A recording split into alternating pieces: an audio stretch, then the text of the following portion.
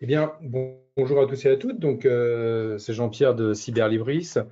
J'espère que vous allez bien. Je suis content de vous retrouver pour ce nouveau webinaire de présentation des nouveautés de ScholarVox Management. C'est donc la deuxième séance depuis le début de l'année. On s'était parlé le 26 janvier, la dernière fois. Donc, la vidéo est toujours disponible, comme d'habitude, sur la chaîne YouTube de Cyberlibris si vous n'avez pas pu assister à cette séance. Cette séance est également enregistrée, évidemment, pour être diffusée dès la semaine prochaine sur YouTube. Pour toutes les personnes qui participent aujourd'hui au webinaire, comme d'habitude, vous allez recevoir en fin de matinée un petit mail récapitulatif avec tous les points que j'ai évoqués, que j'aurai évoqués aujourd'hui. Donc, les mises à jour éditeurs, les sélections thématiques, un peu comme d'habitude. Et puis, le lien aussi pour vous inscrire d'ores et déjà à la prochaine séance. Alors, la date est déjà définie. Elle aura lieu le vendredi 31 mai à 11 h. Ça sera, je pense, le dernier rendez-vous avant l'été, d'ailleurs. Donc, vous pourrez d'ores et déjà vous inscrire pour ce webinaire. Donc, le vendredi 31 mai à 11 h.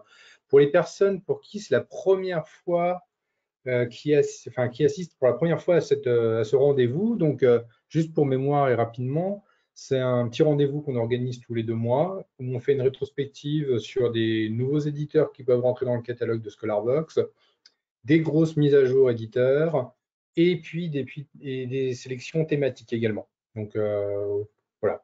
Donc, un petit peu le cheminement de la séance qui dure grand max une demi-heure, mais vraiment grand max. Donc, au niveau du plan, pour cette séance d'avril, on va faire des petits focus autour des mises à jour, enfin mars, pardon, pas avril, mais mars. On va faire un petit focus sur des mises à jour éditeurs importantes qui ont eu lieu ces dernières semaines. Donc, je vais m'attarder là-dessus. Et puis après, on va partir sur la partie thématique, comme d'habitude, avec une sélection en économie, en gestion finance, en management et ressources humaines, marketing, communication, et j'ai rajouté un peu de vente dedans, et stratégie d'entreprise et culture générale. Alors, sur la notion de culture générale, vous allez voir apparaître ces prochaines semaines, et je reparlerai davantage peut-être dans la séance de fin mai, des bannières sur la page d'accueil qui vous redirigeront vers des sélections en art, en histoire, etc., en psycho, etc. Donc, ça, je vous en reparlerai dans 2 mois. Ce n'est pas aujourd'hui l'objet de la séance, mais sachez que on va s'ouvrir davantage sur la culture générale, sur ScholarVox Management. Donc, on va pouvoir démarrer les focus éditeurs. Donc, comme d'habitude, je vais couper ma petite caméra dans un souci de bande passante. Voilà, et on va pouvoir commencer la séance. Alors, en début d'année, on a eu notre mise à jour avec l'AFNOR. Comme vous le savez certainement, l'AFNOR nous fait des mises à jour une fois par an avec une rétrospective des titres de l'année précédente. Donc là, on a eu cette mise à jour. Donc, il y a eu 26 titres qui ont été ajoutés dans cette vête. On s'est parlé fin janvier, ça devait être tout début février que les livres ont été ajoutés. Donc, 26 ouvrages de l'AFNOR. Qu'est-ce qu'on peut retenir parmi ces 26 titres? Le grand guide du Lean Management, par exemple. Il y a aussi c'est conduire les changements permanents, les tomes 1 et 2, qui sont ici. J'espère que vous les voyez bien. Et puis, les premiers pas dans le management à risque. Alors, il est là. C'est la deuxième édition, premier pas dans le management à risque. Alors, évidemment, comme d'habitude, vous retrouverez tous les ouvrages qui ont été ajoutés. Vous recevrez dans la rétrospective le petit lien. Pour toutes les personnes, je ne vous l'ai pas dit, qui suivent la vidéo sur YouTube, en description de la vidéo, vous avez tous les liens des sélections qui sont présentées aujourd'hui. Donc là, c'était la mise à jour de l'AFNOR.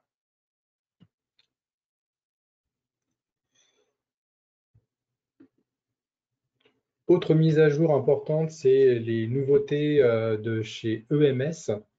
15 titres. Alors, on va en recevoir d'autres là d'ailleurs dans les jours qui viennent, qui vont arriver. Donc, je ne les avais pas encore sous le coude pour la séance. Mais en tout cas, je vous ai présenté, j'en ai 15 là à vous présenter. Donc, 15 ouvrages de EMS. Alors, parmi ces titres, il y en a 3 qui ont retenu mon attention. Le premier, c'est le tout premier, c'est Kakistocratie ou le pouvoir des pires, voyage au cœur de l'incompétence. C'est vraiment excellent. C'est vraiment un super bouquin. Diversité et représentation, décrypter la pensée woke dans la culture pop, dans la pop culture, pardon, est également un ouvrage super intéressant. Et puis, l'autre, c'est les défis climatiques et sociaux. Alors, il est un petit peu plus bas. Non, j'ai dû le passer. Il est où mon défi? Eh ben, il est là, juste à côté de diversité et représentation, c'est défi climatique et social, game over, dans pratique d'entreprise qui va être intéressant. Alors, il y a les autres titres, évidemment, qui vont être tout aussi intéressants. Il y en a certains dont je vous ai déjà parlé au mois de janvier. Par exemple, Red Crash, je vous en avais parlé de celui-ci. Donc, il y a encore des ouvrages du mois de janvier. J'ai fait un mix entre les nouveautés de tout début d'année et celles qui nous sont arrivées un petit peu plus tard. Mais là, Kakistocratie, défis climatiques et sociaux, Game Over et diversité et représentation, c'est des ouvrages qu'on vient d'ajouter récemment dans le fond. Autre mise à jour importante, alors vous avez peut-être vu la petite bannière sur la page d'accueil, c'est le Cavalier Bleu. Alors là, on rejoint un peu ce que je vous disais, tout ce qui concerne la culture générale, mais pas que, parce qu'ils ont pas mal d'ouvrages qui vont concerner la géopolitique et l'économie. Et justement, parmi les titres qui ont retenu mon attention, il y a Géopolitique de la mode, par exemple. Il y a également Idées reçues sur la géopolitique et la géoéconomie. Et le troisième, il est où? Hop, c'est les idées reçues sur les crypto-monnaies également. Après, il y aura d'autres choses plus, on va dire, plus grand public, enfin plus culture générale qui vont être présentées dans cette sélection. Et il y a aussi les idées reçues sur les petits diplômes que j'ai trouvé super intéressant. Donc ça, c'était pour la mise à jour qui a été faite avec le Cavalier Bleu. Et puis, on a eu une belle mise à jour aussi, ça faisait longtemps, avec Columbia, Columbia University Press. 27 titres ont été ajoutés. C'était toute fin janvier, mais vraiment toute fin janvier. On a reçu les ouvrages. Euh, D'ailleurs, on va ouvrir le fonds davantage vers Columbia. Ça, je vous en reparlerai plus tard dans 2024.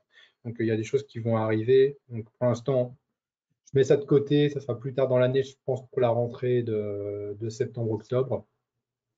Mais en tout cas, on a eu cette mise à jour là de 27 titres. Des ouvrages publiés entre 2022 et 2023 d'ailleurs. Et vous pouvez retenir Arguing About Testes, par exemple. Il y en a un autre que j'ai trouvé super intéressant, c'est Inside IBM. Donc il y a cet ouvrage-là aussi. Et puis The Digital Transformation Roadmap également, qui est disponible dans les ouvrages importants. Et puis il y a tous les autres, évidemment. Donc une belle sélection de 27 titres. Donc vous aurez le lien de toute manière pour aller voir la liste des titres qui ont été ajoutés de chez Columbia. Alors, il y a un peu de tout, il y a même, vous voyez, même du cinéma. Donc, comme je vous l'ai dit, on s'ouvre de plus en plus à la culture générale, donc vous verrez aussi davantage d'ouvrages arriver sur des thématiques comme ça. Mais évidemment, la priorité, c'est qu'il y ait des ouvrages pour toutes les disciplines liées au management. Voilà pour le focus éditeur, enfin les focus éditeurs, donc 4 beaux focus éditeurs. Je vais passer maintenant sur la partie, on va dire, thématique, avec comme d'habitude les petites sélections. Mes petites sélections de 6 titres et sur lesquels je vais m'attarder à chaque fois sur 2 bouquins. Donc, on va commencer par l'économie. Donc, l'économie, les titres sont ici. Et on va commencer avec les nouveaux enjeux économiques publiés chez Ellipse de Michel Ruimi. Alors, Michel Ruimi est professeur d'économie à Sciences Po. C'est un ouvrage qui va être à destination des étudiants en école de commerce et en université. Donc, c'est toutes les clés pour la réussite aux examens écrits, aux entretiens oraux. C'est dans la collection Profil Sup, d'ailleurs, de chez Ellipse. Qu'est-ce qu'on va retrouver dans cet ouvrage? Eh bien, tout ce qui concerne la notion de travail sous toutes ses formes. Un chapitre qui va être consacré à l'économie et à la crise climatique. L'évolution de la monnaie et ses différentes formes. Et également tout ce qui concerne les notions de réindustrialisation et j'arrive pas à le prononcer. Localisation, relocalisation. J'ai du mal aujourd'hui, pardon. Donc voilà ce qu'on va retrouver dans cet ouvrage. Et puis après, bah, c'est pas deux ouvrages, enfin pas un ouvrage, mais deux ouvrages. C'est les deux tomes publiés chez Anthem Press et The Other Canon of Economics. Alors là, je vous montre le volume 1, mais il y a aussi le volume 2 dans ma sélection. C'est de Eric Reinhardt, qui est professeur de gestion à l'Université des technologies de Tallinn en Estonie. Et cet ouvrage est donc en deux tomes et il compile plusieurs essais de l'auteur sur l'économie, le développement de l'économie, l'histoire de la politique économique. Donc c'est un ensemble des essais qui ont été publiés entre 1994 et 2020. Et on retrouve dedans les différents courants néoclassiques. Voilà, voilà un petit peu ce qu'on va retrouver dans cet ouvrage. Donc c'est publié chez Anthem Press. J'avais parlé de cet éditeur-là en fin d'année dernière parce qu'il venait de rentrer dans notre catalogue. Donc, vous voyez, il y a des mises à jour régulières qui sont faites. N'hésitez pas à aller consulter cet éditeur parce qu'il y a vraiment des bouquins excellents, dont ces deux-là que j'ai retenus. Alors, je vais vous les remontrer, ces deux-là, ils ont presque la même couverture, le volume 1 et le volume 2. Donc, sur la partie économie, vous pouvez donc retenir les nouveaux enjeux économiques publiés chez Ellipse et chez Anthem Press, The Other Canon of Economics, les deux tomes qui sont là. On va passer en gestion finance maintenant. Gestion finance, les titres sont ici. Et le premier sur lequel je vais m'attarder est publié chez l'Harmattan. Il s'appelle Marché financier, capital financier et crise systémique. C'est de Jean-Pierre Rosselot. C'est dans la collection l'esprit économique de l'Harmattan. Alors Jean-Pierre Rosselot, il est analyste financier dans le secteur bancaire. Et dans cet ouvrage, qui est très facile à lire, qui fait à peine 200 pages, l'auteur revient sur les différents types de marchés financiers, ce que sont les produits dérivés, qu'est-ce que le système financier global, quel est le rôle de la Banque centrale, l'utilité économique des marchés principaux et secondaires, les marchés dérivés et leur dangerosité potentielle, comment va se développer le capitalisme au XXIe siècle et les nouvelles crises financières qui sont à prévoir. Donc voilà ce qu'on va retrouver dans cet ouvrage, qui est vraiment un ouvrage, on va dire, très simple, très bien élaboré et très didactique pour comprendre tous les points que je viens de vous évoquer. Alors, autre titre que j'ai retenu pour la partie finance, c'est les holdings, guide pratique juridique fiscale et financière à destination des CIO. C'est de Patrice Irénée, et donc c'est publié chez Géresso. Alors, Patrice Irénée est fondateur d'un cabinet de conseil auprès de PDG dans le développement des entreprises et notamment sur toutes les questions relatives aux holdings. Donc l'ouvrage est en 26 chapitres. Et ce qui est bien, c'est que cet ouvrage explique principalement ce que sont les holdings, en quoi ça consiste, comment on les constitue.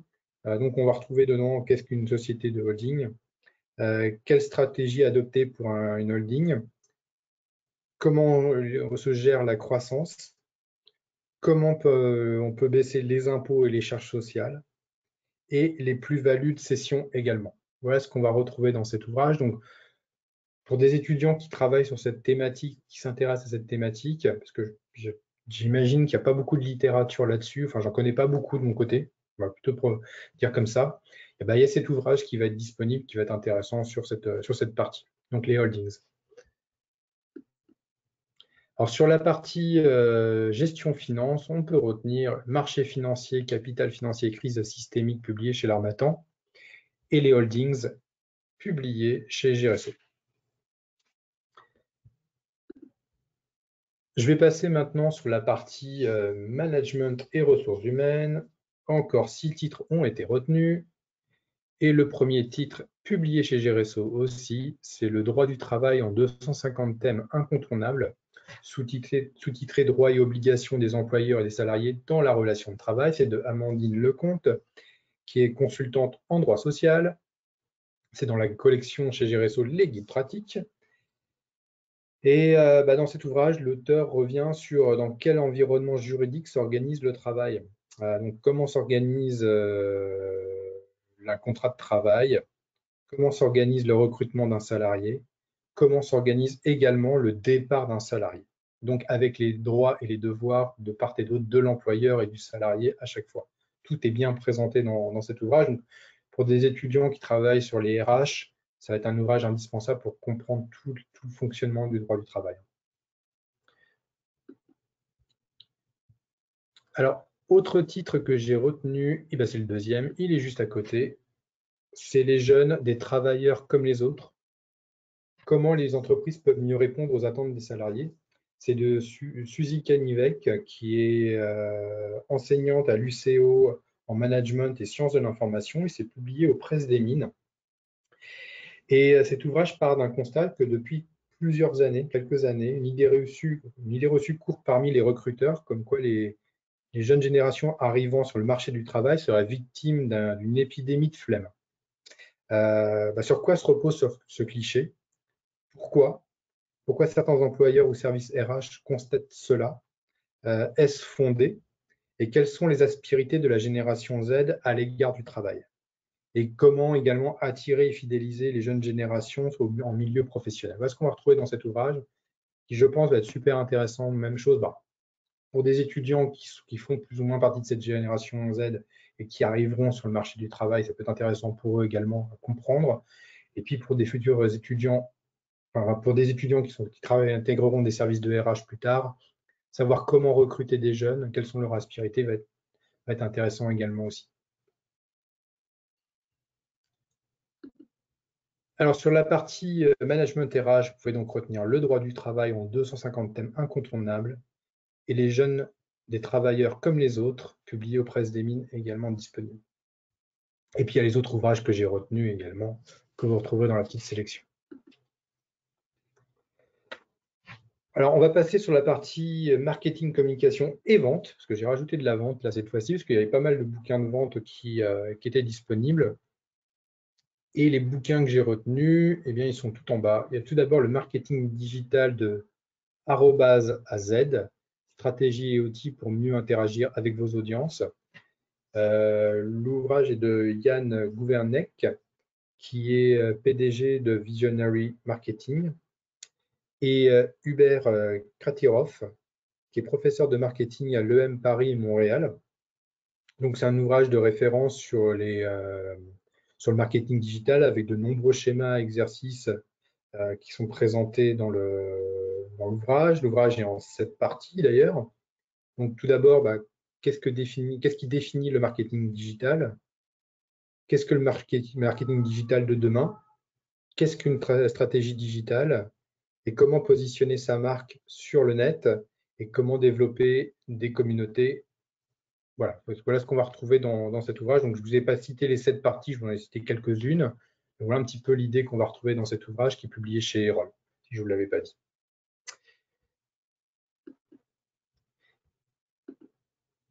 Autre titre que j'ai retenu, publié chez Duno, c'est Vendre et capturer de la valeur. L'objectif stratégique de la vente, c'est de Jean-Claude Laréché, c'est publié chez Duno en hors collection. Donc Jean-Claude Laréché, les professeurs de marketing stratégie à INSEAD. L'ouvrage est en 11 chapitres. Donc il y a plein d'ouvrages justement sur la notion, vous l'avez compris, de capture de valeur. Donc l'ouvrage explique ce qu'est la capture de valeur, comment créer la valeur, à la fois pour le client, mais également pour l'entreprise. Voilà ce qu'on va retrouver dans cet ouvrage, qui est très facile à lire. D'ailleurs, je ne suis pas forcément spécialiste de ces domaines-là et j'ai plutôt bien compris les tenants et les aboutissants de l'ouvrage. Donc, c'est un ouvrage qui va être intéressant, je pense. Donc, 238 pages sur vendre et capturer de la valeur. Donc, sur la partie marketing, communication, vente, retenez donc le marketing digital de arrobase à Z et vendre et capturer de la valeur. Et puis, il y a aussi cet ouvrage chez Débat Public qui s'appelle Métamarque, qui est vraiment excellent. Donc là, allez jeter un œil dessus. J'ai hésité à en parler, mais allez jeter un œil dessus, il est vraiment bien. On va passer sur la stratégie d'entreprise. Donc, toujours 6 titres de retenue. Et le premier, eh bien, hop, c'est la transformation digitale des entreprises, publié chez Duno. Principe, exemple et mise en œuvre et impact social, c'est de Océane Mignot, qui est PDG de Simplou, c'est une entreprise de développement de produits basés sur l'intelligence artificielle. Donc, justement, puisqu'on parle d'intelligence artificielle, donc avec l'arrivée de l'intelligence artificielle qui bouleverse les entreprises pour certaines, qui n'ont pas encore achevé leur transformation digitale, justement. Donc, l'ouvrage revient sur la méthode de la transformation digitale des entreprises. Donc, comment les entreprises ont-elles appréhendé la transformation digitale? Comment la gérer? Et dedans, on va retrouver pas mal de cas pratiques secteur par secteur, donc des cas pratiques de transformation digitale au sein de l'industrie, des banques, des services et même du secteur public également. Voilà ce qu'on va retrouver dans cet ouvrage qui est très bien fait. Enfin, il y a beaucoup de bouquins, beaucoup de littérature qui existe sur la transformation digitale, mais celui-ci est intéressant et justement, il commence à prendre en compte vraiment l'arrivée de l'IA dans le monde de l'entreprise. Autre ouvrage que j'ai retenu en stratégie d'entreprise, eh bien, c'est les outils de la conformité RGPD et du DPO, s'organiser pour protéger les données personnelles de l'entreprise. Donc effectivement, ça fait partie de la stratégie de l'entreprise, ça, protéger ses données. C'est publié chez Erol, c'est de Fabrice Matatia, qui est délégué à la protection des données au ministère de l'Intérieur. Donc voilà, monsieur travaille depuis de nombreuses années pour le ministère de l'Intérieur sur la protection des données. Et donc là, il a fait un ouvrage à destination des entreprises pour qu'elles puissent protéger au mieux leurs données et les données de leurs utilisateurs. Donc, comment les entreprises peuvent-elles s'organiser pour être conformes au RGPD et protéger également leurs propres données? Qu'est-ce qu'on va retrouver dedans? C'est l'organisation interne à l'entreprise, les différents outils à choisir pour le RGPD, comment on analyse également l'impact de la protection des données, comment communiquer au sein de l'entreprise, comme communication interne, mais également communication externe sur la protection des données, et comment également on désigne un DPO, donc un délégué de la protection des données dans une entreprise, et quelles sont ses missions et également son statut. Voilà ce qu'on va retrouver dans cet ouvrage qui est vraiment très intéressant. Évidemment, les questions de RGPD concernent toutes les entreprises et tout type d'administration aujourd'hui, donc ça va être un ouvrage qui va être évidemment intéressant. Donc sur la partie stratégie d'entreprise, retenez la transformation digitale des entreprises et puis également les outils de la conformité RGPD et du DPO. Et je vais terminer par la partie culture générale. Hop, les 6 bouquins sont ici. Et le premier sur lequel je vais m'attarder, c'est un ouvrage qui concerne tout le monde, c'est l'art de l'attention, se concentrer dans un environnement de distraction. Il y a plusieurs personnes qui ont travaillé sur cet ouvrage. Il y a tout d'abord Didier Noyer, qui est expert en management et développement des ressources humaines. Il y a Claire Lozel, qui travaille dans le management, et Régis Rossi, qui est conférencier et illusionniste. Donc l'art de l'attention, c'est évidemment, on connaît tous, on est tout le temps, quand on travaille sur une tâche, on est sollicité par ses mails, par des messages qui arrivent à droite et à gauche. Et l'idée, c'est une petite méthode pour rester concentré sur sa tâche et se couper un petit peu du monde extérieur pour pouvoir avancer. Donc, les auteurs partent d'un constat que les gens pensent manquer de temps quand ils réalisent des tâches.